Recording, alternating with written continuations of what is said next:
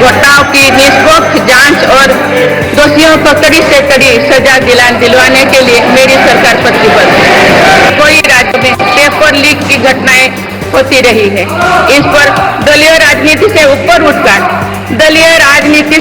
उठकर देशव्यापी ठोस उपाय करने की जरूरत है।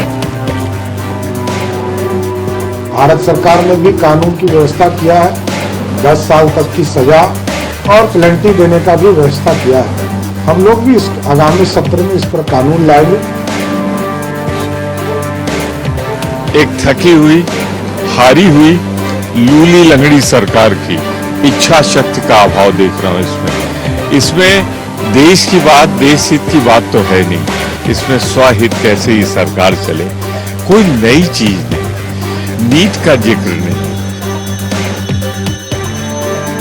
पुरानी किसी की बात है, ये तो हम लोग सुन रहे हैं, बहुत दिन से सुन रहे हैं, लेकिन हर बार फिर दोहराया जा रहा है, हर बार वही गलतियां हो रही हैं। राष्ट्रपति जी सरकारी भाषण दे दिए तो नॉर्मल है, सरकार के ही सारे मुद्दे वो लोग आगे बढ़ाने का कोशिश में होंगे। लेकिन इस समय 49 साल के बाद ये जो इमरजेंसी के बाद जिक्र किया, मेरे ख्याल में कोई लॉजिक नहीं था उस विषय पे।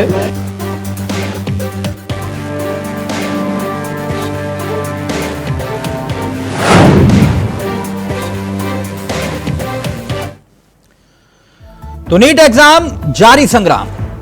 राष्ट्रपति ने संसद के संयुक्त सत्र को संबोधित किया तो अपने अभिभाषण में पेपर लीक की समस्या पर दलीय राजनीति नहीं करने जाने की अपील तक कर दी। यानी पेपर लीक एक बहुत बड़ी महामारी के रूप में सामने है। राष्ट्रपति ने कहा कि पेपर लीक दूसरे राज्यों में भी होते रहे, इसलिए इस पर ठोस उपाय किए जाने की जरूरत है और सरकार वो उपाय कर भी रही है।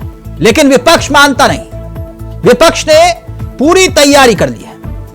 इंडिया गठबंधन के नेताओं की एक मीटिंग हो चुकी है और तय हुआ है कि इस मामले को लेकर सड़क से लेकर सदन तक आवाज बुलंद की जाएगी। संसद में नीट धांधली के मुद्दे पर सरकार को घेरने की रणनीति तैयार हो चुकी है।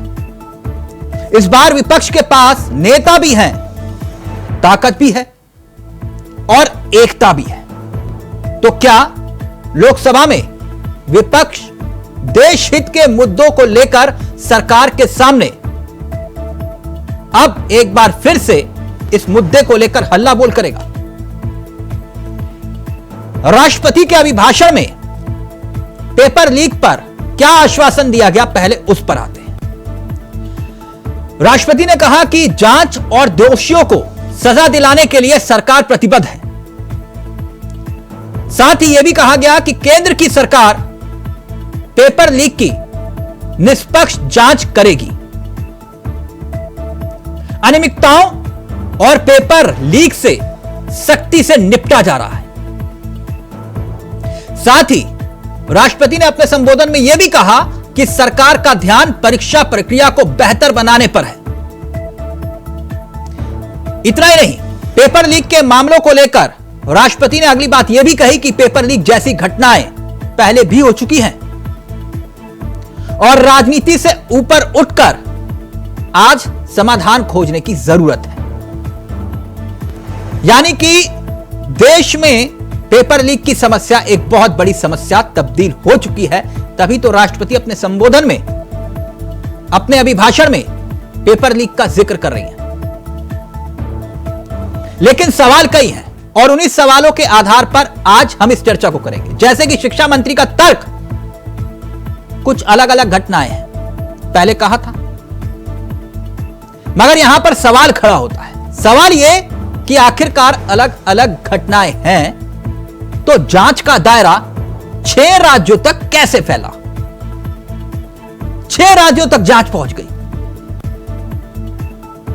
सवाल यह भी खड़ा हुआ क्योंकि शिक्षा मंत्री का यह तर्क था कि बिहार में पेपर लीक के सबूत मिले हैं सिर्फ। मगर फिर यहां पर एक सवाल और खड़ा हुआ। सवाल यह कि दूसरे राज्यों में पेपर लीक के सबूत कैसे मिल रहे हैं, क्योंकि मामला सिर्फ अब बिहार तक सीमित नहीं रहा। झारखंड, हरियाणा।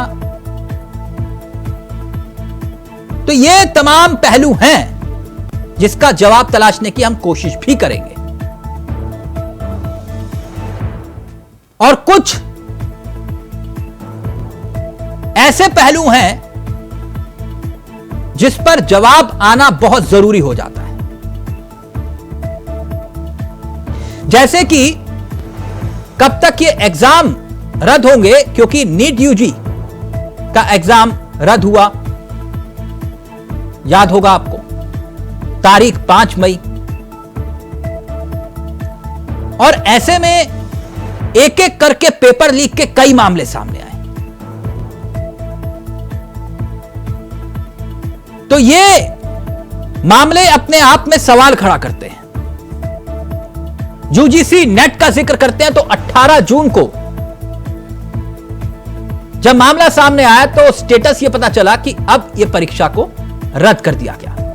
क्यों रद्द किया गया? डार्क वेब पर यह लीक हुआ। इसके साथ साथ कई एग्जाम एक के बाद एक लीक होने की खबरें आई। आज इसी मुद्दे पर हम चर्चा करेंगे। हमारे साथ मेहमान जुड़ेंगे, लेकिन पहले आपको कुछ राजनीतिक बयान सुनाते हैं और फिर उसके बाद सीधा रुख करेंगे अपने मेहमानों की तरफ। कुछ परीक्षाओं में हुई पेपर लीक की घटनाओं की निष्पक्ष जांच और दोषियों को कड़ी से कड़ी सजा दिलवाने के लिए मेरी सरकार प्रतिबद्ध है। हमारे इससे पहले भी हमने देखा है कि कई राज्यों में पेपर लीक की घटनाएं होती रही है। इस पर दलीय राजनीति से ऊपर उठकर देशव्यापी ठोस उपाय करने की जरूरत है। संसद ने भी परीक्षा में होने वाली गड़बड़ियों के विरुद्ध एक सख्त कानून बनाया है। मेरी सरकार परीक्षाओं से जुड़ी संस्थाओं, उनके कामकाज के तरीके, परीक्षा प्रक्रिया सभी में बड़ी सुधार करने की दिशा में काम कर रही है। इस पर कार्रवाई चल रही है। हम लोग एक कानून भी ला रहे हैं। भारत सरकार ने भी कानून की व्यवस्था किया है। 10 साल तक की सजा और पेनल्टी देने का भी व्यवस्था किया है। हम लोग भी इस आगामी सत्र में इस पर कानून लाएंगे और कठोर से कठोर कार्रवाई करके स्पीडी ट्रायल चलाकर ये 3 से 6 महीने में इनको सजा दिलाने की व्यवस्था करनी है। एक थकी हुई, हारी हुई, लूली लंगड़ी सरकार की इच्छा शक्ति का अभाव देख रहा हूं इसमें देश की बात, देश हित की बात तो है नहीं। इसमें स्वहित कैसे ये सरकार चले, कोई नई चीज नहीं, नीट का जिक्र नहीं, जिस तरीके से चुनाव में हुआ है उसका कोई जिक्र नहीं। प्रधानमंत्री जी को कहीं से कोई अफसोस नहीं है। इन्होंने तो एक रूटीन का अभिभाषण है।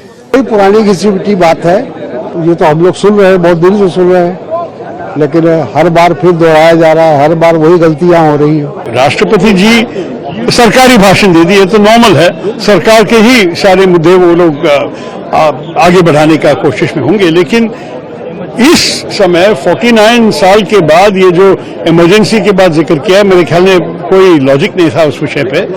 आज के मुद्दे के बारे में बोलना चाहिए था। हम नीट परीक्षा के बारे में कुछ नहीं सुना, हमारे युवाओं की बेरोजगारी के बारे में कुछ नहीं सुन पाए, तो बड़ी जरूरी विषय है। तो सत्यानाश करके गए हो आप लोग एजुकेशन सिस्टम में और हेल्थ में। आप जाकर देख लीजिएगा किसी प्राइवेट अस्पताल में लोगों को, मरीजों को मुनाफा उसका लाभ हो रहा है कि नहीं, वो भी देखो। और एजुकेशन सिस्टम में तो बर्बाद कर दिया। तो कर ही रही हमारी सरकार जो है 10 सालों में हर क्षेत्र में कार्य कर रही है। और नीट में भी जो है, नीट का आज जो धांधली चल रही है उसको रोकने के लिए जो है कड़ी से कड़ी जो है कानून जो है यहाँ पर लाया जाएगा। और नीट इस समय जो भी दोषी पाया जाएगा उसके ऊपर जो है कड़क कार्रवाई जो है वहाँ पर करेंगे। अहम मुद्दा नीट का एक अहम मुद्दा है, अग्निवीर का अहम मुद्दा है, और जो मुद्दे चल रहे हैं, महंगाई, बेरोजगारी, MSP खरीद, ये सारे अहम मुद्दे हैं जिनको लेके करेंगे हम। और ये अघोषित इमरजेंसी जो लगी हुई देश के अंदर, इमरजेंसी की बात करें, कितने 2 मुख्यमंत्री जेल के अंदर है, MP जेल के अंदर, मिनिस्टर, और जो भी बोलता है ED CBI का दुरुपयोग जो हो रहा था एजेंसियों का, ये सारे मुद्दे रहेंगे। और इस बार विपक्ष मजबूत है और इस बार इनको मजबूती दिख। तो नीट एग्जाम जारी है संग्राम। सीधा रुख करेंगे मेहमानों की तरफ। आपको बता दें आज हमारे साथ इस चर्चा में जो मेहमान कार्यक्रम का हिस्सा बन रहे हैं, अनिल गोयल साहब हैं, बीजेपी के चेहरे हैं। डॉक्टर उपाध्याय जी हैं हमारे साथ, कांग्रेस के चेहरे हैं। जगदीश जी हमारे साथ इस कार्यक्रम के हिस्सा है, समाजवादी पार्टी के चेहरे हैं। और रुद्र जी हमारे साथ हैं, राजनीतिक विशेषज्ञ, इस कार्यक्रम का हिस्सा बन चुके हैं। आप सभी का बहुत बहुत स्वागत है। सबसे पहले मैं गोयल साहब, अनिल गोयल साहब, चर्चा की शुरुआत आपके साथ करना चाहूंगा। गोयल साहब, ये नीट मामले पर न्याय कब मिलेगा? कनक जी, सही मायने में सरकार जिस तेजी से काम कर रही है, जिस तेजी से कानून बना रही है, जिस तेजी से लोग पकड़े जा रहे हैं, जिस तेजी से गिरफ्तारियां चल रही हैं, जिस तेजी से छापेमारी चल रही है, निश्चित तौर पर ये सरकार इससे प्रतिबद्धता दर्शाती है कि हम इस विषय को हल्के में नहीं लें। ठीक। और माननीय राष्ट्रपति जी ने जो अभिभाषण में सारी बात कही है, तो ये भी दिखाता है कि सरकार इस विषय को लेकर के कितनी गंभीर है। ठीक। और ये बात माननीय राष्ट्रपति जी ने बड़ा अच्छे से कहा है कि इसको दलीय राजनीति से ऊपर उठ करके इस समस्या का समाधान होना चाहिए। नीट का पेपर लीक हुआ कि नहीं? अब मैं वही बात कर रहा हूं ना जी, देश के बच्चों के भविष्य का सवाल। नीट का पेपर लीक हुआ कि नहीं? नहीं, जो चीज है वो आप सबके सामने, हमारे सामने भी है। इसमें मेरे कुछ कहने या ना कहने से चीजें बदल क्यों सर, आप बता नहीं सकते देश को कि झारखंड, बिहार, पश्चिम बंगाल, महाराष्ट्र, हरियाणा, तमाम राज्यों से इस पूरे मामले के तार जुड़े हुए हैं। ये एनटीए का फेलियर है कि नहीं? बिल्कुल साहब। और अगर एनटीए का फेलियर के साथ साथ में एनटीए पर कार्रवाई हुई है। क्या कार्रवाई हुई है सर? एनटीए डीजी चेंज करे गए हैं। बात खत्म? जानकारी नहीं, बात खत्म नहीं है। तो सर नीट की परीक्षा, नहीं, एक मिनट, आप मान रहे हैं कि नीट की परीक्षा लीक हुई है कि नहीं? मैं बस यही सवाल, मेरी सुई वहीं अटकी है। आपने कहा एनटीए पर कार्रवाई हुई, अभी तो मैं बता दूं सर, शिक्षा मंत्री ने क्या क्या कुछ कहा है। इसी एनटीए को क्लीन चिट दी गई थी। एनटीए पर कार्रवाई हुई है, उनका डीजी चेंज हुआ है। जहां तक शिक्षा मंत्री का सवाल है, शिक्षा मंत्री को प्रारंभिक तौर पर जो जानकारी मिली थी वो जानकारी शेयर करी है। उसके बाद में जैसे जैसे जानकारी मिलती गई वैसे जांच का दायरा बढ़ता गया है। मैं फिर आपसे पूछ रहा हूं कि नीट परीक्षा रद्द हुई नहीं हुई ना? पेपर लीक तो हुआ, इसके तो प्रमाण मिल रहे हैं। और जब पेपर लीक हुआ तो नीट की परीक्षा रद्द क्यों नहीं हो सकती? तो जो चीज चल रही है, जिस चीज पर पूरी तरह से कार्रवाई हो रही है, और इस कार्रवाई को माननीय कोर्ट की सुपरविजन में कार्रवाई हो रही है, माननीय सुप्रीम कोर्ट के सुपरविजन में कार्रवाई हो रही है, उसकी देखरेख में कार्रवाई हो रही है। अब उसमें हम बहुत अधिक स्टेटमेंट देना हमारे लिए ठीक नहीं है, लेकिन एक बात तय है कि इससे साफ दिखाई दे रही है कोर्ट के दिशा निर्देश पर भी यूजीसी नेट का पेपर 18 जून को आपने रद्द करने का फैसला लिया, तो ये किसके आदेश से लिया था सर? इसकी जांच पूरी हो गई थी? जो गड़बड़, देखो आप, एक जो गड़बड़ियां पाई जा रही हैं, हम गड़बड़ियों पर पूरी एक्शन ले रहे हैं। और हम एक बात बड़ा स्पष्ट है कि माफियाओं को फ्री हम राज देंगे। जो माफिया चाहे वो भूमाफिया हैं, चाहे वो आतंकवाद माफिया हैं, अनिल गोयल साहब, अभी उन्हीं शिक्षा माफियाओं का भी मैं जिक्र करूंगा, लेकिन क्या ये पूरा मामला आपने इज्जत का सवाल बना लिया है, इसलिए ये परीक्षा रद्द नहीं हो रही? नहीं, हमारी इज्जत का सवाल नहीं है। फिर किसकी इज्जत का सवाल है? नहीं, हम देश को चलाना है, हमें इज्जत का सवाल नहीं बनाना। इज्जत के सवाल बनने से देश नहीं चलेगा। जिसको देश चलाना होगा वो हमारी कोई इज्जत नहीं है। हमारा है कि देश को कैसे सही तरीके से चलाया जाए, कैसे सही तरीके से परीक्षाएं कराई जाए। उपाध्याय जी, बच्चों का परीक्षाओं में विश्वास। राष्ट्रपति ने अपने अभिभाषण में कहा है कि राजनीति से ऊपर उठकर समाधान खोजने की जरूरत है, और आप सड़कों पर उतरकर राजनीति कर रहे हैं, जो बात गोयल साहब कह रहे हैं। तिलक जी, आप सभी लोगों को नमस्कार। देखिए, राष्ट्रपति महोदया ने जो अपना भाषण दिया, आप तो जानते ही वो सरकार द्वारा तैयार किया गया होता है। उस भाषण में जैसा कि विभिन्न नेताओं ने कहा, यूपीए सरकार में नहीं होता था क्या? प्रवक्ताओं ने कहा, उपाध्याय जी, यूपीए सरकार में नहीं होता था क्या? सुनिए, नहीं, रोजगार के लिए कोई बात नहीं कही गई, पेपर लीक के बारे में कोई बात नहीं कही गई, 30 लाख नौकरियां सरकार के अधीन खाली पड़े हैं, उसके भरने की बात नहीं कही गई। और आज महंगाई अपरंपार बढ़ती जा रही है। आप जान लीजिए, सामान्य लोगों का जीवन बीतना मुश्किल हो गया है। उस महंगाई को कैसे कम किया जाए, उस पर कोई बात नहीं की गई। उपाध्याय जी, आप जो भी भाषण दे रहे हैं, मैंने आपको नीट परीक्षा पर बात रखने के लिए बुलाया है। आप यहाँ महंगाई पर जो है पूरा का पूरा ऐसे सुना रहे। तो मैं आपसे नीट परीक्षा के बारे में सवाल पूछ रहा हूँ, आप बता रहे हैं कुछ और। तो आपने राष्ट्रपति महोदया के अभिभाषण की बात कही है। राष्ट्रपति के अभिभाषण में पेपर लीक का जिक्र है, कहिए तो एक एक पॉइंट पढ़ के बताऊं। नहीं, उसमें तो आपातकाल जो 50 साल पहले उसका भी जिक्र है, जिसका कोई यहाँ प्रासंगिकता नहीं बनती है। अब उस पर अलग से डिबेट किया जाएगा, आपने कभी बार किया था, तो क्या उसका क्या यहाँ पर प्रासंगिकता थी? राजनीति से ऊपर उठ के उन्होंने कहा है कि ये हर राज्य की समस्या है। नहीं, राजनीति उसमें कहां ऊपर उठा गया है, तो आपातकाल कहां से आ गया इसमें, बताइए। और रह नीट पेपर की जो बात है, जो इसके जो है एनटीए के चेयरमैन प्रदीप जोशी जी है, क्या इनका आरएसएस से जुड़ाव नहीं रहा है? क्या इन पर बहुत से प्रश्न नहीं लगे हैं जो मध्य प्रदेश लोक सेवा आयोग में थे?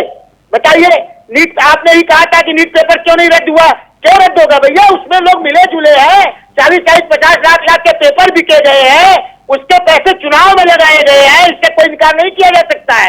हो सकता है चुनाव में पैसे लगे हों, उसमें जो है सत्ताधारी पार्टी के लोग, जो संजीव मुखिया है बिहार में आरोपी, वो जेडीयू और जांच पूरी कर ली नेताओं के साथ, बड़े नेताओं के साथ पकड़ा गया है। आपने जांच पूरी कर ली पूरे मामले पर? जांच नहीं पूरी कर ली, लेकिन जो आरोपी है, जो संदेह किए जा रहे हैं, और पेपर तो लीक हुआ है ना। अनिल गोयल साहब जल्दी से जवाब दीजिए, फिर रुद्र जी आपके पास आ रहा हूं। नहीं, मैं तो इस बात के लिए कह रहा हूं कि आप कोई सुझाव आपके पास नहीं है, आपके पास सिर्फ आरोप है, आपको सिर्फ मौके को का नाजायज फायदा उठाने वाली बात है। आप विपक्षी भूमिका तो निभा रहे हैं, लेकिन समझदार विपक्षी भूमिका नहीं निभा रहे। अभी माननीय राष्ट्रपति जी ने कहा कि दलीय भावना से ऊपर उठ के आपको सुझाव जो सुझाव है, आपको सुझाव देने चाहिए कि भाई हम इसको ऐसे से करिए। जो पेपर लीक है वो हमारे टाइम में नहीं है, कांग्रेस के टाइम में भी पेपर लीक हुए, इससे पहले भी लिए और राज्य में इसलिए लीक हुए।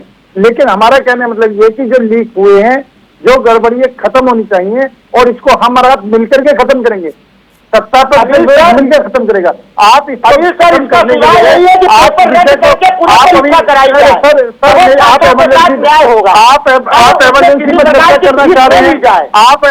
पर चर्चा करना चाह रहे हैं, अगर इमरजेंसी के अंदर आपातकाल लगा है और उस पर उन्होंने बोला है, तो उसके अंदर गलत क्या बोला? जो हुआ है वो बोला है ना। अरे परेशानी हो रही है, उसके पाकिस्तान के दो करना चाहिए था। अरे भाई आप सब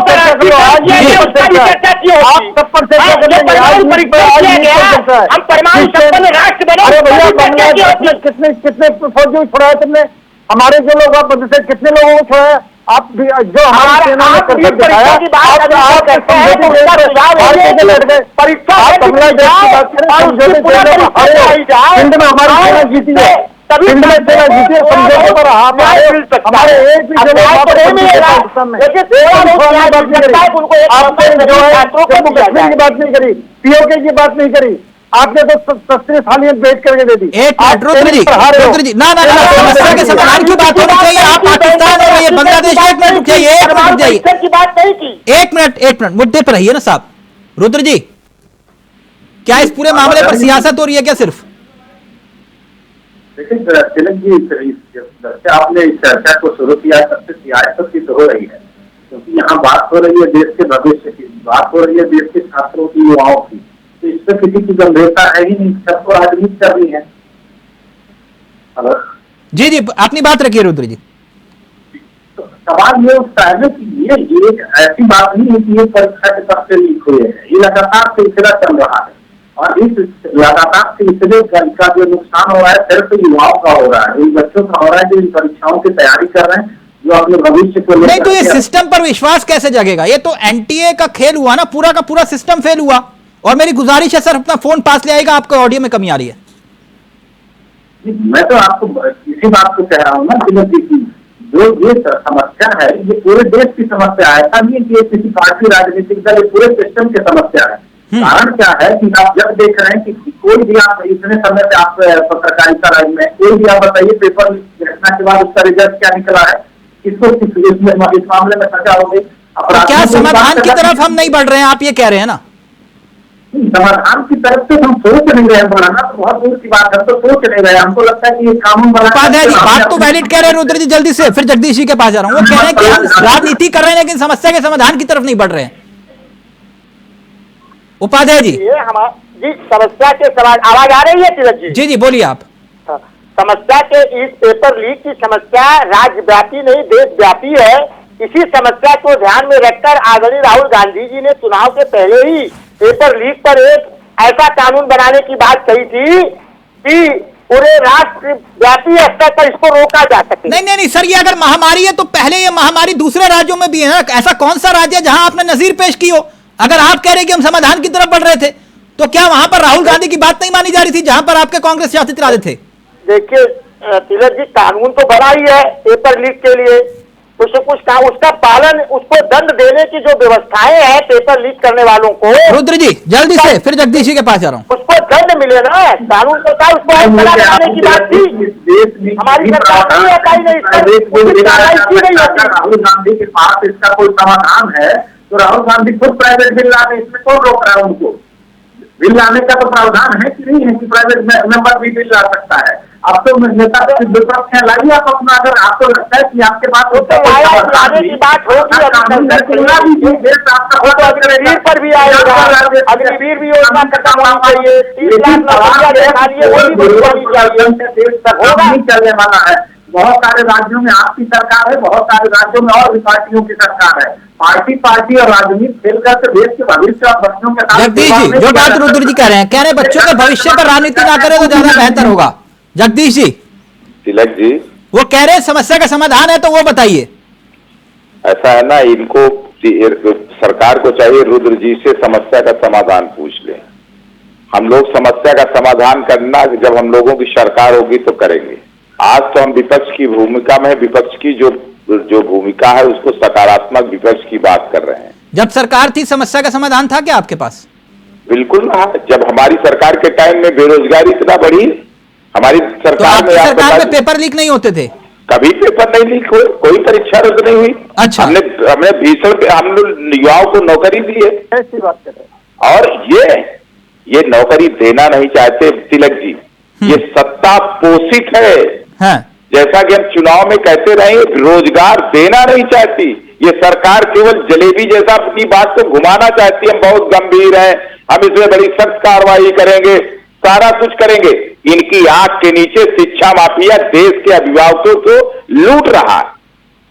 आप समझिए, इतनी फीसें तिलक जी, आप जनता के बीच में जाइए स्कूलों में, जो प्राइवेट स्कूल्स हैं, इतनी फीसें हैं कि लोग बाग खेत बेच करके भी नहीं पूरा कर सकते हैं। गरीब की बात से सरकार सोचती ही नहीं। कभी इस सरकार ने ये उठाया कि प्राइवेट स्कूल में एक गरीब का बच्चा पढ़ सके? बताइए, आप इनसे पूछिए सरकार से। इतनी फीस, तो प्राइवेट स्कूलों की फीस भी उतनी होनी चाहिए जितनी सरकारी स्कूलों की फीस है। आप लोग कभी पॉजिटिव सेंस में डिबेट नहीं करते तिलक जी। आप इस बात में डिबेट करिए जो प्राइवेट स्कूलों में देश की जनता लूटी जा रही है, गरीब अपना खेत बेचने पे पढ़ाने के लिए मजबूर है, उस पर भी डिबेट होना चाहिए। और रही बात बेरोजगारी और पेपर लीक होने की, ये सारा कुछ सत्ता पोषित है तिलक जी। ये कोई कार्रवाई नहीं। अभी तो विधायक बेदी राम जी जो है वो सुहेलदेव पार्टी के, उन्होंने क्या एडमिट किया है, क्या कार्रवाई हुई? 13 परीक्षाओं के पेपर लीक हो गए, परीक्षाएं कैंसिल हो गई। ये सरकार बेरोजगार नौजवानों के भविष्य के साथ खिलवाड़ कर रही है। और ये राष्ट्रपति के अभिभाषण में कार्रवाई करूंगा गोल गोल जलेबी जैसा घुमा रहे हैं। सीधी बात करिए, देश के युवाओं को, गरीबों को, बेरोजगारों के प्रति आपका कंक्रीट विजन क्या है, उस पर आप बात करिए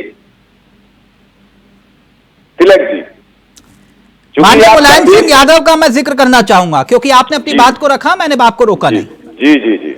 क्या माननीय मुलायम सिंह यादव जी ने नकल के अध्यादेश को खत्म करने की वकालत की थी या नहीं की थी, और घोषणा भी की थी इसकी?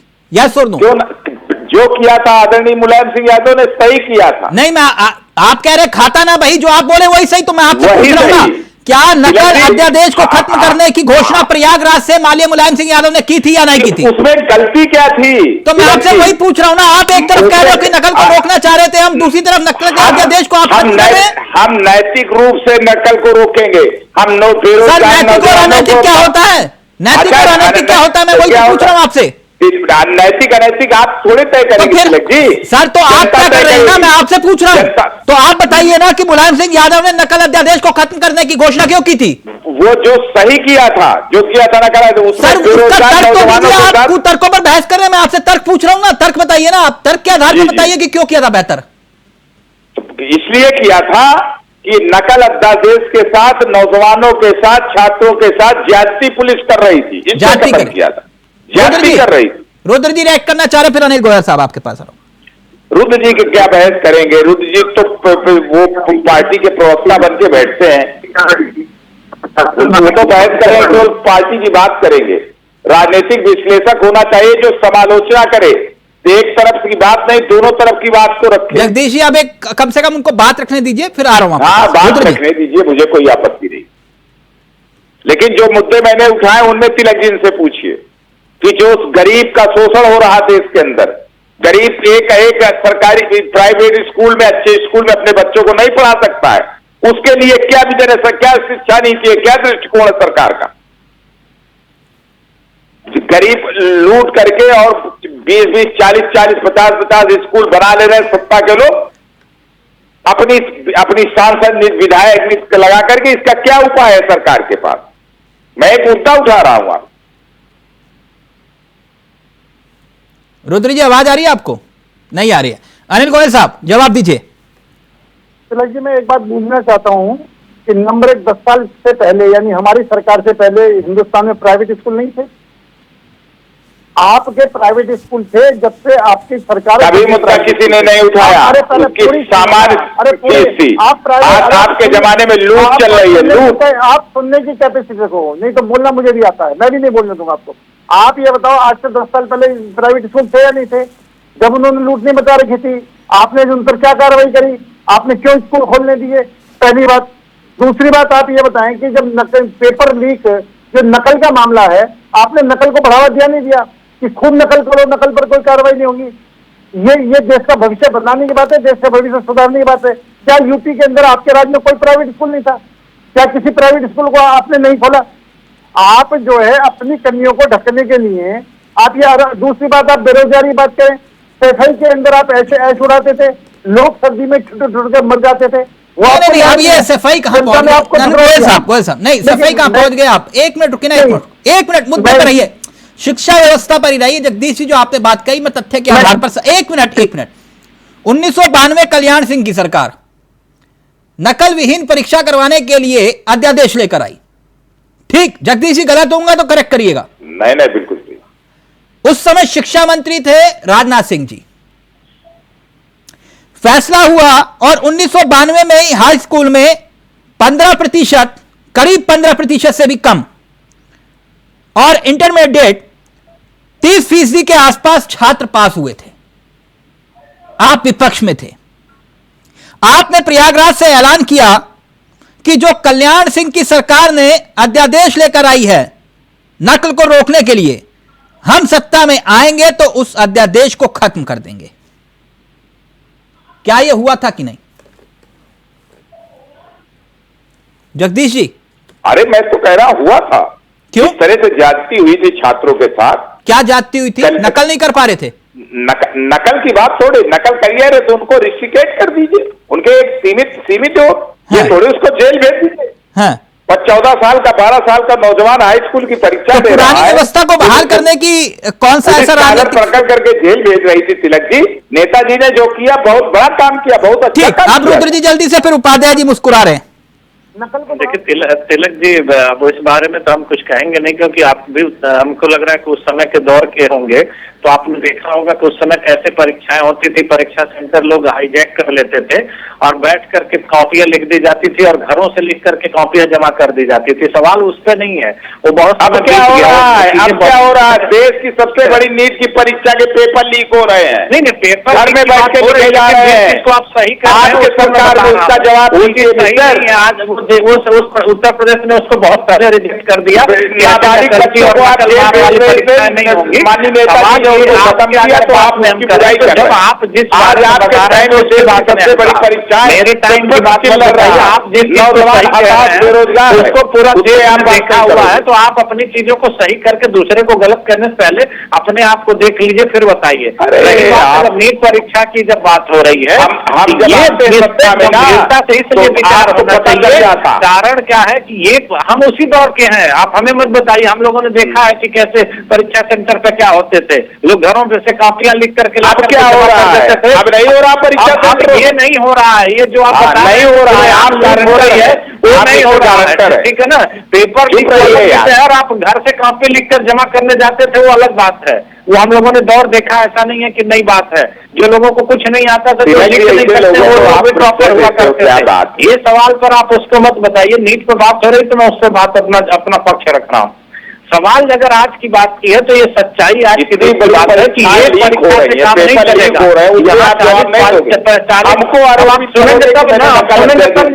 अब आप बीच बीच में बोलते रहेंगे, आप अपनी बात को कह लिए तो हमको सुन लीजिए ना। आपके समय थोड़ी हम बोल रहे थे, तो सुनिए।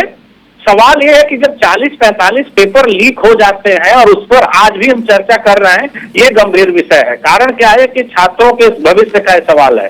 इसमें राजनीति करने से केवल काम नहीं चले जाएगा, क्योंकि क्या होता है कि एक परीक्षा लीक होती है, फिर नई परीक्षा आ जाती है, तब तक चर्चा होती है, फिर तीसरी आ जाती है और बात खत्म हो जाती है। क्या कार्रवाई हुई इन पिछली परीक्षाओं में? जो लोग उसमें दोषी पाए गए, कुछ नहीं हुआ। मनोबल कैसे अपराधियों का बढ़ता है? क्योंकि उनको पता है कि हमारे खिलाफ कुछ नहीं होने वाले। और आज मैं आपको तिलक जी, आपको भी ये जानकारी में होगा, देश के जितने बड़े शिक्षा माफिया हैं वो किसी न किसी राजनीतिक दल से होते हुए विधानसभा और लोकसभा में बैठे हुए हैं। उसमें भी मैं आऊंगा। बड़ी बात कह रहे हैं उपाध्याय जी, बात तो सही है जो बात रुद्र जी कह रहे हैं। ठीक है तिलक जी, रुद्र जी की बात ठीक है, गलत है वो देखिए कि दर्शक बताएंगे, आप बताएंगे। ये जो आप कह रहे हैं, पहली बात एक जवाब देना चाहता हूं शिक्षा के लिए। मैं बता रहा हूं, पहले हर साल लगभग माध्यमिक विद्यालयों को, जूनियर हाई स्कूलों को ग्रांट एड दिया जाता था। जो भाई साहब अनिल सर ने कहा कि सरकार, क्या पहले प्राइवेट विद्यालय नहीं होते थे? 2007-8 में आदरणीय मुलायम सिंह ने अंतिम बार 1000 जूनियर हाई स्कूलों को एड पर लिया था। तब से आज तक एक भी स्कूल ग्रांट इमेज नहीं दिए जा रहे हैं। पहले हर साल 400, 300, 200 एक की प्रक्रिया होती थी, जिससे गरीब बच्चे भी पढ़ पावे। उपाध्याय जी, आप नकल जी, आपके बच्चे सरकारी स्कूल में पढ़े या प्राइवेट में? तो हमारे बच्चे सरकारी स्कूल में पढ़े हैं तिलक सभी जी। दिल पे हाथ रख के बोलिए। हाँ, झूठ नहीं बोलते हैं। बाद में एक LLB जो बच्चा किया है वो प्राइवेट स्कूल। तो अब बच्चे जो हैं आपके घर परिवार में सारे सरकारी स्कूल में पढ़ रहे हैं? हाँ, इंटर तक सभी सरकारी स्कूल में पढ़े हैं। नहीं, अब जो पढ़ रहे हैं बच्चे सारे सरकारी स्कूल में पढ़ रहे हैं।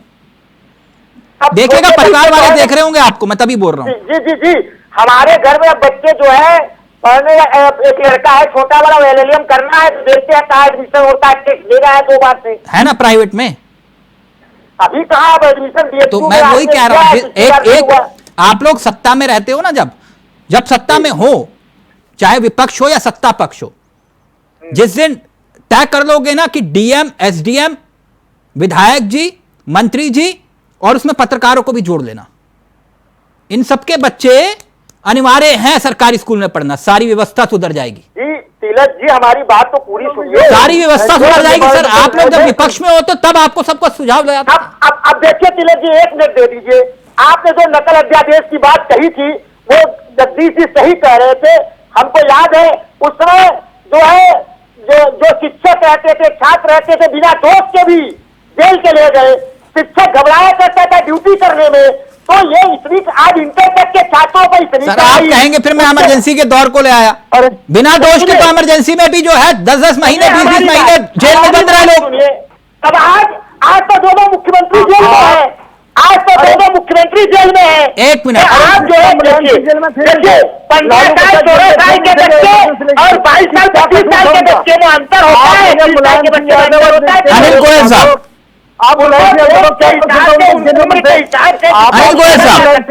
इस वक्त देश, एक मिनट बहुत गंभीर विषय है, 1 मिनट प्लीज। इस वक्त देश आपको सुन रहा है। अनिल गोयल साहब, बतौर बीजेपी नेता मैं आपसे कुछ सवाल करना चाहूंगा इस पूरे मुद्दे को लेकर, और सबका ऑडियो भी नीचे रहेगा।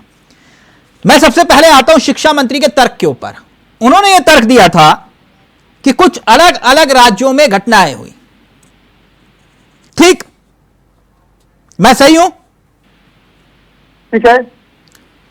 तो कुछ अलग अलग घटनाएं हुई जो कि शिक्षा मंत्री जी ने कहा, तो जरा देश को बताइए कि जांच का दायरा 6 राज्यों तक कैसे पहुंच गया?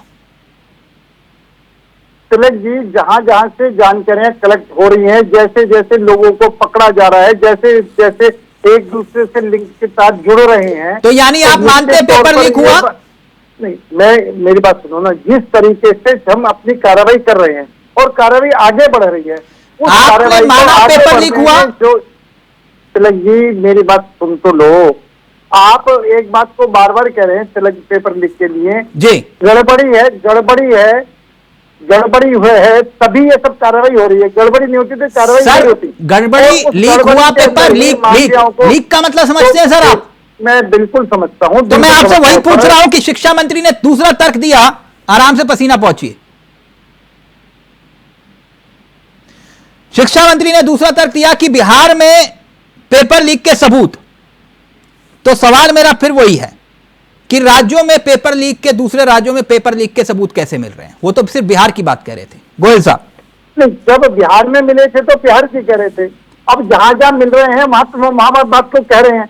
मेरा कहने मतलब हमारी एजेंसियां, पूरी हमारी एजेंसियां कोई बिहार तक सीमित नहीं है।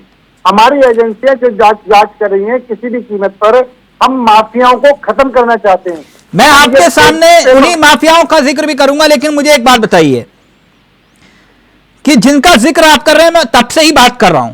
12 जून तारीख शुरू होती है, 12 जून एनसीईटी का पेपर रद्द हुआ, वजह तकनीकी समस्या। 18 जून यूजीसी नेट पेपर रद्द, डार्क वेब पर लीक, वजह। 25-27 जून सीएसआईआर यूजीसी नेट पेपर स्थगित, समस्या लॉजिस्टिक। उसके बाद नीट पीजी तारीख थी 23 जून, स्टेटस स्थगित। क्यों रद्द हुआ? एहतियातन। 5 मई नीट यूजीसी रद्द करने की मांग, पेपर लीक की आशंका। बोलिए सर, मैं गलत हूं? ये तो अभी हाल ही की बात है सर। तिलक जी, आप बिल्कुल गलत नहीं हो, और गड़बड़ी हुई है तभी ये सब चीजें आ रही हैं सामने, तभी इन सब पर एक्शन हो रहा है। तो सर गड़बड़ी हुई है तो परीक्षा रद्द करने में समस्या क्या है? नहीं, देखो, अब जो चीज है जो खुद सुप्रीम कोर्ट के दायरे में है, सुप्रीम कोर्ट की देखरेख में चल रही है। तो सुप्रीम कोर्ट ने यूजीसी नेट को लेकर तो कुछ नहीं कहा था? नहीं तिलक जी, तो आपने बिना जांच के उसे रद्द क्यों किया? तिलक जी, आप जो लोग वहां बैठे हुए हैं वो सारे कानूनों को ध्यान में रखते हुए वो सब काम कर रहे हैं जिससे कि माफिया के मन में डर बने। क्या आपने इसे इज्जत का सवाल बना लिया जैसा विपक्ष कह रहा है? हमारी कोई इज्जत, हमारी इज्जत है देश का भविष्य है। तो यही देश का भविष्य सड़कों पर दिखाई दे रहा है सर। सर तिलक जी, हमारी जो ये इज्जत का सवाल है वो ये है कि हम पेपर ऐसे करा पाए जिससे बच्चों में विश्वास ही जगे और पेपर पारदर्शिता हो, किसी भी किस्म की पेपर के अंदर कोई भी गड़बड़ी ना हो। हम पूरे इस काम पर लगे हुए हैं। और आपको एक बात हो रहा है, अभी उत्तर प्रदेश ने फैसला करा है कि 3 पेपर बनेंगे, एक पेपर बैंक में लॉकर के अंदर बंद होंगे। हम इस चीजों को धीरे धीरे ठीक कर रहे हैं। जो गड़बड़ियां ये पेपर लीक, 7 सालों से 70 सालों से पेपर कहीं और जाना था, पहुंच कहीं और गया, कोरियर से पेपर जा रहे हैं। और ये जो लाठीचार्ज हुआ एनएसयूआई पे, तस्वीरें होंगी प्लीज, मैं अपने सहयोगी से चाहूंगा। ये पेपर लीक की मामले पर कार्रवाई की मांग कर रहे थे। क्या मेरे सहयोगी सुन पा रहे हैं? यहां भी लग रहा है एनटीए वाला मसला है। प्लीज प्ले करिएगा जो लाठीचार्ज हुआ। ये तस्वीरें आप देख रहे हैं गोयल साहब, लाठीचार्ज की ये तस्वीरें हैं।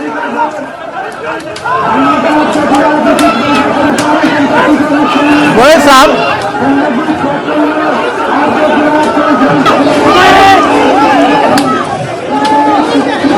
आप गोयल साहब को प्लीज स्क्रीन पर। गोयल साहब, हाँ, आप लोग भी तो विपक्ष में होते थे तो इसी तरह का प्रदर्शन करते थे। सर नहीं, प्रदर्शन करना विपक्ष का अधिकार है। हाँ, आवाज उठाना विपक्ष का अधिकार है। कानून व्यवस्था हाथ में लेने का तो बच्चा अधिकार नहीं है। कहाँ कानून, अगर आप किसने कानून व्यवस्था हाथ में ली? संतोष जी, आपने अगर वहां पर पुलिस ने जो भी निर्देश दिए होंगे उनका उल्लंघन करा होगा, धारा 144 का आपने उल्लंघन करा होगा। अच्छा, तो आपने कभी धारा 144 लगी तो आपने कभी प्रदर्शन नहीं किया? तो लाठीचार्ज हुए, हमारे टाइम में भी लाठीचार्ज हुआ है, हमारे टाइम पानी की बोतल। तो आप मतलब बदला ले रहे हैं? गैस टेस्ट में बदला नहीं ले रहे। हाँ। ये एक व्यवस्था है, बदला लेना नहीं है। लाठी चलाना व्यवस्था है नहीं, प्रदर्शनकारी शांतिपूर्वक प्रदर्शन करें तो उनको परमिशन है। अगर वो वहां पर गड़बड़, पहले उपाध्याय जी आप, फिर जगदीश जी आ रहा हूं आपके पास। वो जब गड़बड़ी हो, आप आदेश नहीं मानते, आप सिर्फ राजनीतिक रोटियां सेक रहे हैं इसलिए आप सड़कों पर है। कुल मिला के ये एनटीए के दफ्तर में जाके आप जो है हंगामा कर रहे थे। नहीं तिलक जी, देखिए हम तो छात्रों के हित में विरोध करते रहेंगे, हर वर्ग के हित में विरोध करते रहेंगे। आप इसकी क्रोनोलॉजी समझिए। ये पेपर जैसा कि आपने कहा पहले से ही आशंका थी कि आउट होगा। बिहार में एक स्वराज यूट्यूब के यूजर है संतोष जी, उन्होंने एक व्यक्ति गुप्ता जी कोई है उनसे बात करते हुए उस पर स्पष्ट हो रहा है कि वो व्यक्ति किसी व्यक्ति का नाम ले रहा है जो जेल में है, वो कह रहा है कि वो जेल से भी पेपर आउट करा देगा। तब पर भी सरकार ने नहीं चेती। ये पेपर शुरू से ही नीट पेपर विवादों में रहा है, इसकी 2-2, 3-3 बार डेट बढ़ाई गई। उपाध्याय जी, संशोधन का उपाध्याय जी, मैं जगदीश जी के पास जाऊं। ये सचिन पायलट के साथ धरने पर बैठे थे कि नहीं राजस्थान में? जी, तो सचिन पायलट छात्रों के हित के लिए अपनी बात कही, चाहे भले ही अपनी सरकार की। नहीं तो मैं पूछ रहा हूँ आपसे, सचिन पायलट के साथ धरने पर बैठे थे कि नहीं? तो भाई इनके पास कोई है? झारखंड में पेपर लीक हुआ था तब धरने पर बैठे थे कि नहीं? भाई वो छात्रों के हित के लिए धरने पर बैठे। बिहार में पेपर लीक हुआ था, धरने पर क्यों नहीं बैठे थे तब आप सत्ता में थे? जो भ्रष्टाचार हुआ था उसके लिए खिलाफ पर बैठे थे। नहीं तो आप आज के वो कानून भी बना देंगे खटाखट खटाखट खटाखट, और जब अपने राज्यों में पेपर लीक हुए तब आपको याद नहीं आया? सब कानून बन जाए लेकिन लागू करने के लिए जब हमें। रुद्र जी जल्दी से जवाब दीजिए, फिर मैं कुछ और सवाल। ये फिर आपके पास आऊं। तिलक जी, ये आरोप और प्रत्यारोप के दौर से काम चलेगा, और जहाँ तक बात हो रही है कि हर चीज सुप्रीम कोर्ट गाइडलाइन कर देगा, सुप्रीम कोर्ट ऑब्जर्व करेगा, तो भैया आज इस बात के लिए काम कर रही मंत्रालय क्यों बनाए गए हैं, कर्मचारी क्यों बनाए गए हैं? क्योंकि जब भी ये बात आ रही है उसको केवल लीप पोत करके चीजों को खत्म कर दिया जा रहा है। कोई ठोस कार्रवाई नहीं होगी तो ऐसी घटनाएं तो रोज होती रहेंगी। और ठोस कार्रवाई कैसी होगी? क्योंकि जब सारे शिक्षा माफिया कहीं ना कहीं किसी न किसी राजनीतिक दलों से जब मिले हुए हैं तो सारे लोग उससे अपना हाथ पीछे ले रहे हैं। इस वजह से किसी मामले में कितनी कठोर कार्रवाई हुई है? कोई भी आज इतने पेपर लीक के मामले हैं, आप बताइए किसी में मामले में कार्रवाई हुई हो? केवल आप सुप्रीम कोर्ट के पीछे छुप जाना काम नहीं बचा है, क्योंकि सुप्रीम कोर्ट तो अंतिम विकल्प है। जब आदमी न्याय के लिए कुछ नहीं मिलेगा तो सुप्रीम कोर्ट जाएगा।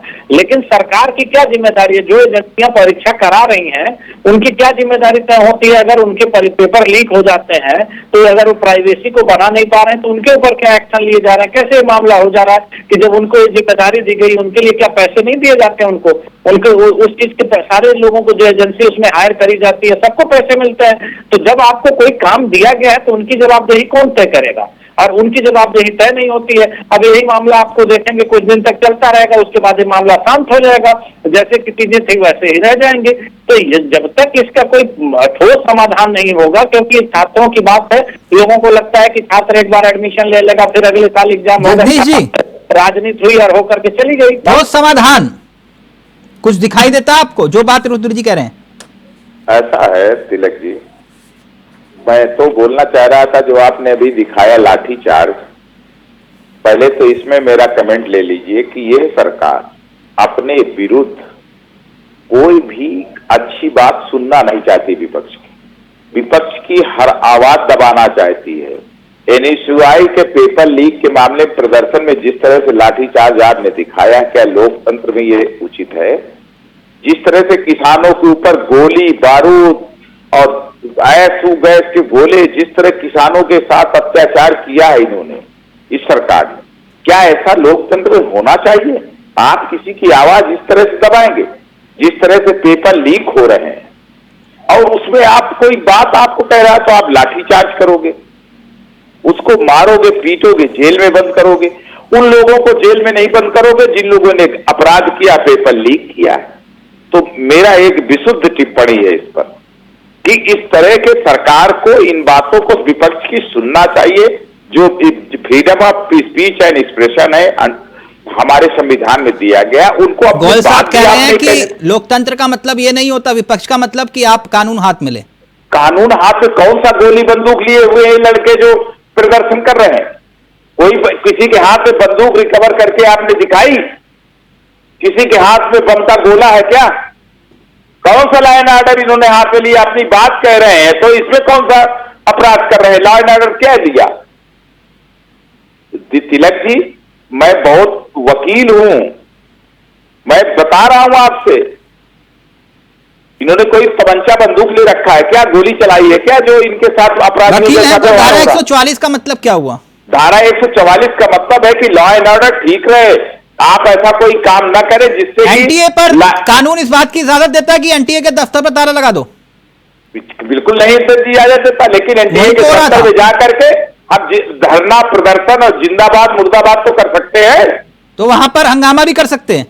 क्या हंगामा किया आपने? एनटीए के दफ्तर पर ताला लगाया गया। उसको जो हंगामा करे उसको पकड़ करके वही तो था क्या? जो हंगामा कर रहा था उसको पकड़ा जा रहा था। FIR करिए, उसको पकड़ करके बंद करिए, जिन धाराओं उचित धारा मुकदमा करिए। आप सुझाव पर आइए सर, आप घुमा रहे सुझाव पर आइए। नहीं रहा, सुनिए सुझाव पर आइए ना सर, वही तो मैं पूछ रहा हूँ। मैं रुद्र जी पूछ रहा हूँ, आप उनको कह दोगे कि भाई वो बीजेपी के प्रवक्ता है। सुझाव बताइए ना सर। किस बात का सुझाव? सर अब ये रामायण खत्म होने वाली है, आप पूछ रहे हो कि रावण कौन है? नहीं, मैं यही कह रहा हूं, मेरा सुझाव एक है तिलक जी, बिल्कुल साफ और स्पष्ट कि सरकार जो ये नकल माफियाओं को, पेपर लीक करने वालों को जो प्रश्रय दे रही है, शिक्षा माफियाओं को जो पल्लोहित पोषित कर रही है, जैसा कि रुद्र जी की वो बात बिल्कुल मैं उसका समर्थन करता हूं। इन्होंने कहा जितने भी ये माफिया है ये सब सत्ता द्वारा पोषित है, वो सत्ता के विधायक MP बन रहे हैं, तो इसमें जो है लगाम लगनी चाहिए। और जो ये प्राइवेट शिक्षा माफिया है, इसमें अगर जब तक सरकार लगाम नहीं लगाएगी तिलक जी इस तरह घटनाएं होती रहेंगी। और मेरा स्पष्ट आरोप है कि सरकार जो है किसी को रोजगार देना ही नहीं चाहती है, ये पेपर लीक सरकार स्वयं करा रही है, इसमें मेरा स्पष्ट आरोप है सरकार के ऊपर। अनिल गोयल साहब, जितनी बात मैं जगदीश जी की समझ पाया मैं उसी मुद्दे पर आ रहा हूं। पेपर लीक का मामला पूरे देश में गूंज रहा है। ये बेदीराम का नाम सुना है आपने? गोयल साहब बिल्कुल सुना है। सुना है? कौन है बेदीराम? माफिया। कौन से माफिया? शिक्षा paper leak mafia. Paper leak mafia. ये बेदीराम और कौन है, और जरा बताएंगे देश को? मेरे को तो यही जानकारी है। बेदीराम जो है, बेदीराम पेपर लीक में पहले फंस चुके हैं और आपके सहयोगी OP राजभर जी की पार्टी के विधायक हैं, है कि नहीं? ये जानकारी नहीं है, आप ठीक दे रहे हो जानकारी। नहीं, आपको जानकारी नहीं है कि रेलवे और पुलिस भर्ती का पर्चा आउट करने में उनके ऊपर FIR दर्ज है? मैं वो कह रहा हूँ, बिल्कुल शिक्षा माफिया है, पेपर लीक माफिया है। मैं बता देता हूं उनका परिचय, मैं देश को बता देता हूं। आप कह रहे हैं ना कि हम कार्रवाई कर रहे हैं ऐसे शिक्षा माफियाओं के खिलाफ जो पेपर लीक करते हैं, उनके यहां बुलडोजर चलाते हैं।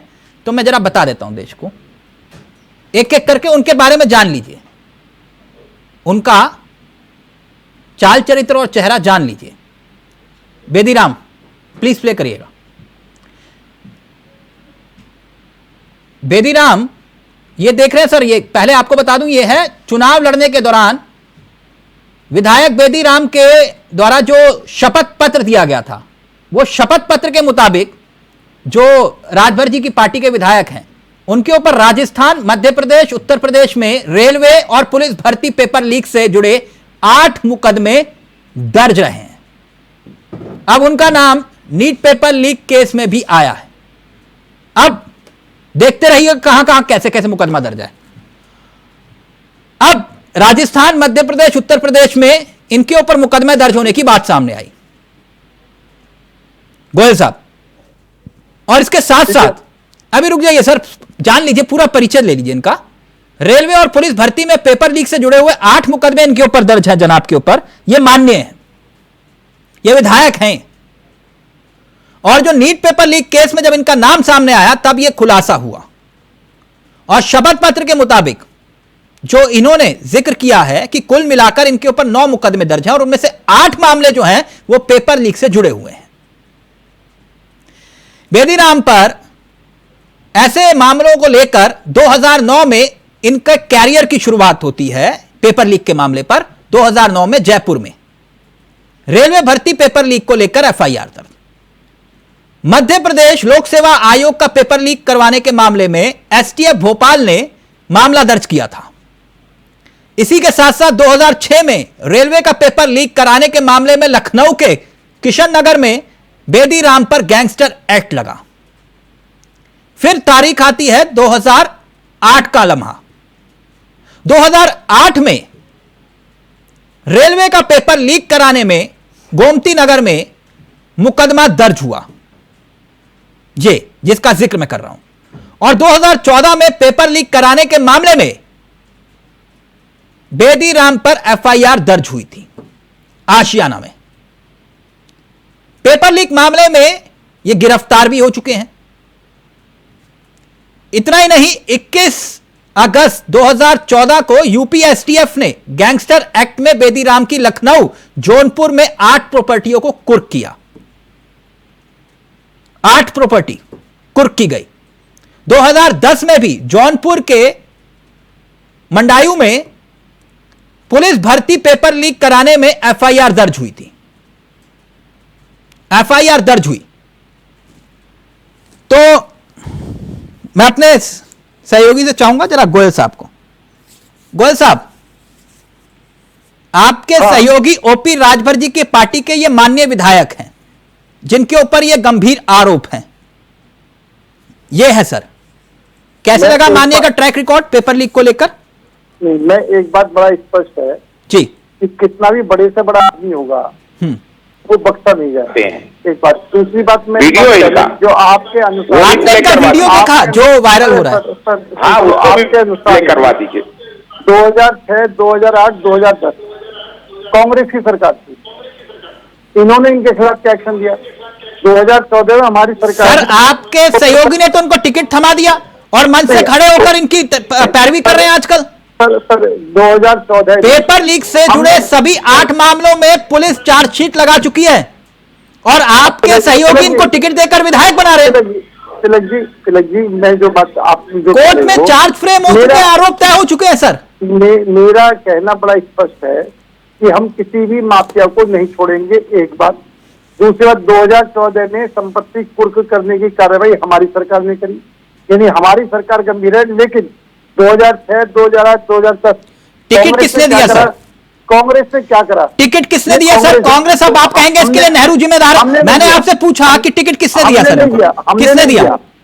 हमने नहीं दिया। किसने दिया सर? किसी भी राजनीतिक पार्टी, कोई राजनीतिक पार्टी है, वो हमारी सहयोगी है और वो किसी अपने कार्यकर्ता को टिकट दे रही है। किसी को भी टिकट दे सकती है सर? नहीं, अरे वो उसका मामला। दूसरी अच्छा, उसका मामला है। पहले मैं और अगर ये कांग्रेस से विधायक होता है या सपा से विधायक होता है ये शख्स, तो सर मेरी बात तो सुनो। तो आज आप देश का कानून ये है कि जेल में रहकर भी आदमी चुनाव लड़ सकता है। तो आप ऐसे लोगों को टिकट क्यों देते हो सर? सर हमने नहीं दिया। आप बात फिर आप इस पर सीधा, जब हमारा कार्यकर्ता ही नहीं है, हमने दिया ही नहीं है। अगर आप लोगों को कोई लेना देना नहीं, अगर वो हमारी किसी पार्टी के गठबंधन का हिस्सेदार है तो उससे जवाब नहीं होगा। अब आप अगर ये बात बताओ ना, यानी आप कह रहे हैं आप लोगों का कोई लेना देना नहीं। मैं बड़ा स्पष्ट हूँ कि अगर वो हमारा भी आदमी होगा तो भी नहीं बख्शेंगे हम किसी जो। अगर वो हमारी पार्टी जगदीश जी वो कह रहे हैं कि बख्शा नहीं जाएगा, अगर गुनहगार होगा तो वो सलाखों के पीछे ही होगा, हमारी सरकार है। जगदीश जी जल्दी से आप, फिर रुद्र जी और उपाध्याय जी, आपसे फाइनल कमेंट ले रहा हूँ। तिलक जी, मैं बता दूं कि अगर ये अपने दल के किसी भी एक भी व्यक्ति का उदाहरण बता दे जिसके खिलाफ कार्रवाई की हो, इन्होंने देश में वो आतंक मचाया है। गायत्री प्रजापति के खिलाफ कार्रवाई की थी। गायत्री प्रजापति के खिलाफ इन्होंने कार्रवाई की। मैं आपसे पूछ रहा हूँ, गायत्री प्रजापति के खिलाफ कार्रवाई की थी क्या? तिलक जी, इन्होंने येदियुरप्पा के खिलाफ कार्रवाई की। नारायण राय नहीं, तो इन्होंने अपने किसके नहीं आए ये जो आरोपी जल्दी से फाइनल कमेंट, फिर उपाध्याय जी। मेरी बात तिलक जी सुनिए, इन्होंने एक के खिलाफ भी कार्रवाई की, बताइए। अभी ये बीजेपी के सहयोगी दल है, नहीं तो चुनाव सत्ता के गठबंधन के साथ ही लड़े थे। मेरा सवाल तिलक जी आपसे है, क्या इस देश की कोई कानून व्यवस्था ऐसी है जो उनको चुनाव लड़ने से और या उनकी सदस्यता रद्द करने के लिए समर्थ है? बताइए, अगर कोई व्यवस्था हो तो मैं मान जाऊं। तो यानी इसी व्यवस्था के आगे घुटने टेक दिए जाएं कि अगर किसी आप ये कह रहे हैं कि जनता ने चुन के भेजा वो जनप्रतिनिधि है, चाहे उनके ऊपर कितने मुकदमे भी दर्ज हों, राइट? मैं ये कहना चाह रहा हूं कि आज देश की कानून व्यवस्था ये है कि जिसके ऊपर आप अभी बता रहे हैं कि 15-17 साल पहले से आरोप लगे हैं, वो विधानसभा में बैठ रहे हैं और कोई भी इस देश की कानून व्यवस्था ऐसी नहीं है कि जो उनको फाइनल कमेंट 10 सेकंड मेरे पास है। तो आप सोच सकते हैं कि इस देश में व्यवस्था कैसे चल रही है। कुल मिला जुला के ये जो नीट परीक्षा की बात आप कह रहे हैं, ईमानदारी पूर्वक कड़ा से कानून बनाया जाए, जो इसमें दोषी हो, चाहे बेबी राम जैसे हो जो भाजपा के सहयोगी हो सकता है चुनाव में लगा हो। उपाध्याय जी, एक पायलट मॉडल होता है ना? बताइए। हाँ, मैं बता रहा हूं। आपने कहा, बहुत अच्छी बात कही। इसका एक समाधान है। जैसे कि आप लोग कह रहे हो सड़कों पर उतर के कि आप लोगों के पास, यानी कि माननीय राहुल गांधी जी के पास एक फॉर्मूला है, जेब में उनके फॉर्मूला है। वो अब सुन लीजिए, आप सुन लीजिए, मैं सुनी सुनाई बातों पर प्रैक्टिकल बात करता हूं। आपकी झारखंड में सरकार है, 3 महीने के बाद वहां जुम्मा चुनाव है। झारखंड का जिक्र इसलिए मैं कर रहा हूं, आपके सहयोगी अलायंस सब मिला के। आप उस फॉर्मूले को झारखंड में लागू कर दो। देखिए, मेरी बात सुन लीजिए, झारखंड में लागू करेंगे तो उसका असर, उसकी तासीर पूरे देश में महसूस हो जाएगी। और जो राहुल गांधी अगर इंप्लीमेंट करवा देंगे तो पूरे देश में लागू हो जाएगा कि नहीं? देखिए, कैसा रहा फॉर्मूला? अगर हमारा केंद्र में सरकार बन गई होती तो हम इस पर कड़ाई से कानून का केंद्र में करेंगे, राज्य में नहीं करेंगे। राज्य में छूट है। झारखंड में शिबू सोरेन, झारखंड महाराज शिबू सोरेन नहीं, हेमंत सोरेन की जेल में है, और वो चंपाई सोरेन है ना? उनकी पार्टी की तो जेल नहीं, हाँ, छोड़िए उपाध्याय जी, आप लोग सिर्फ यहाँ पे बैठ के टीवी डिबेट में भाषण दे सकते हैं, उसके अलावा कुछ नहीं करते। मुक्ति मोर्चा प्रमुख भूमिका, हम सहयोगी है। आप तो कहीं सहयोगी ड्राइविंग सीट पर हो ही नहीं। आप अपना संगठन नहीं चला रहे हो। आप ये कह रहे हो कि राहुल गांधी अगर चंपाई सोरेन जी को सुझाव देंगे तो चंपाई सोरेन नहीं मानेंगे, आप ये कह रहे हैं? नहीं मानेंगे, क्यों नहीं मानेंगे? आप यहां बैठ के दुहाई दे रहे हो। पेपर लीक में अगर कोई इन्वॉल्व होता है तो उसको कड़ी से कड़ी सजा दी जानी चाहिए। ये जो है ना, लैब में बैठ के फॉर्मूले बनाते हो आप लोग लैब में, ये फॉर्मूले जो है ना राज्यों में इंप्लीमेंट करिए। तिलक जी, जो समस्याएं हैं, जो वर्तमान मुद्दा है नीट की, वर्तमान मुद्दा बता रहा हूं सर आपको। पीछे बात कर रहे हो। थैंक यू सो मच, बहुत बहुत शुक्रिया। वक्त इजाजत नहीं दे रहा, बहुत बहुत शुक्रिया। लेकिन यह मसला सियासत का नहीं है। सबके घर में छात्र हैं, बच्चे, अभिभावक हैं। समस्या का समाधान सबको खोजना पड़ेगा, क्योंकि यह बीमारी नहीं, महामारी है। नमस्कार, जय हिंद, जय भारत।